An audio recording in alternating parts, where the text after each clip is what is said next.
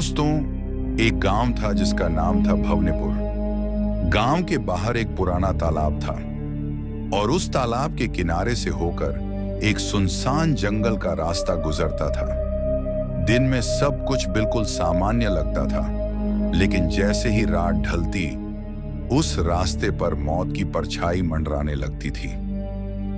एक रात दो दोस्त सूरज और नरेश मेले की रौनक देखने के बाद घर लौट रहे थे। रात गहरी थी, आसमान में अंधेरे बादल छाए हुए थे। सन्नाटे को बस झींगुरों की आवाज तोड़ रही थी।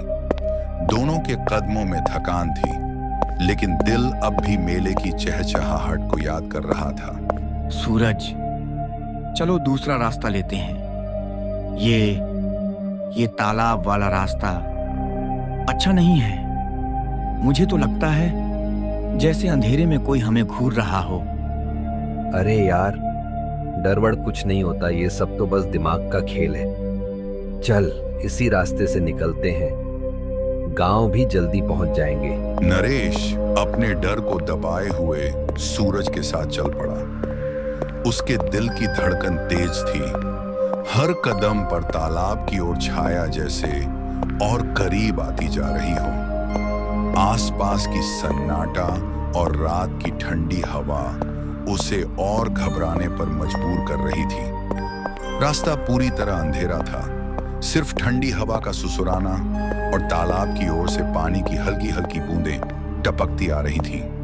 अचानक नरेश अपने कदम रोक बैठा। उसकी सांसें तेज हो गईं, दिल की धड़कन तेज होती जा रही थी। कुछ ऐसा महसूस हुआ जैसे अंधेरे में कोई उनकी तरफ देख रहा हो। तूने सुना? जैसे पानी में कोई कदम रख रहा हो।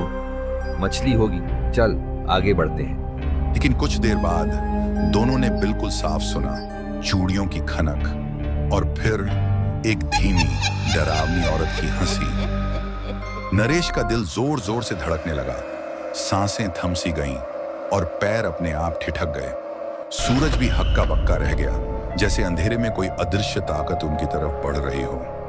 रास्ता पहले से कहीं ज्यादा खौफनाक लग रहा था। सूरज, जल्दी भाग। दोनों अपनी जान बचाकर दौड़े, लेकिन जितना तेज वे भागते, उतनी ही तेज तालाब के पानी की टपकती आवाज और उस औरत की डरावनी हंसी उनके पीछे पीछे चलती रही। कई मोड़ और घने अंधेरों के बाद किसी तरह वे गांव पहुंच पाए। वहां उनकी मुलाकात गांव के बुजुर्ग से हुई, बाबा देवराम। उनकी आंखों में अनुभव और गंभीरता थी और उनकी आवाज में एक अजीब शांति जो दोनों के डर को थोड़ा कम करने लगी। बाबा, हमने तालाब के पास एक औरत देखा, लेकिन वो इंसान नहीं थी। तुमने उसे देख लिया, वह शोभा है।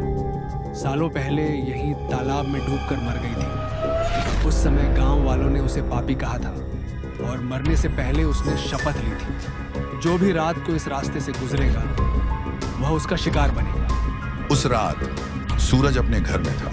अंधेरा घना और चुपचाप था। खिड़की के बाहर पानी टपकने की आवाज सुनाई दी, टिप टिप टिप। सूरज की आंखें डर से फैल गईं।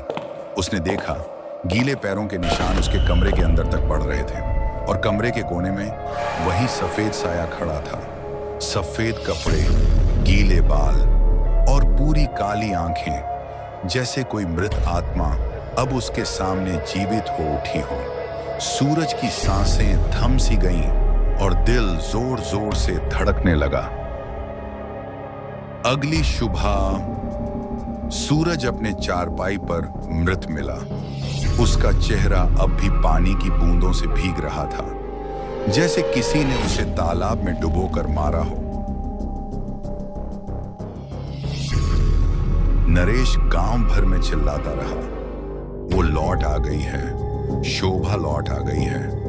और तब से गांव वाले रात को उस रास्ते का नाम तक नहीं लेते। लेकिन अगर कभी आप भी रात को चूड़ियों की खनक और पानी टपकने की आवाज सुने तो संभल जाइए, शायद शोभा आपके पास खड़ी हो।